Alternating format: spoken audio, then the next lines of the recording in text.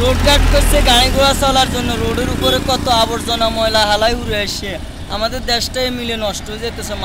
রাস্তার উপরে ময়লা আবর্জনা ফালানে সাধারণ মানুষের অনেক ক্ষতি হইতেছে। গ্যাসে গন্ধ বাসে মানুষের অবস্থা সিরিয়াসের দিকে চলে গেছে।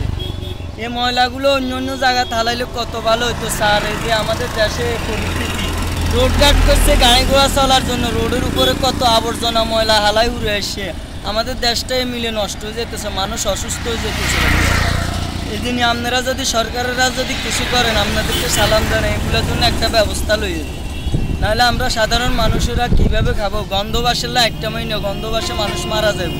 অল্প বয়সে মানুষের হয়েছে রাস্তার সব আবর্জনাগুলো দেখছেন তার না সরাসরি কী অবস্থা করিয়ে সেটা। এগুলো এখানে জায়গা নেই, পালানের জায়গা নেই কি? এগুলো ফালাইবো দূরে কোথায়? এগুলো রাস্তার উপরে ফালাইছে মানুষ। অনেক মানুষ এই যে বমি করে উড়ে এসছে, আন্ডার গায়ের ভিতর থেকে বমি টুমি করি রাস্তার উপর মানুষ উড়ে এসছে। এগুলোর গন্ধে বাসে মানুষ কত মা বোন অজ্ঞান হয়ে যায় এগুলোর গন্ধে।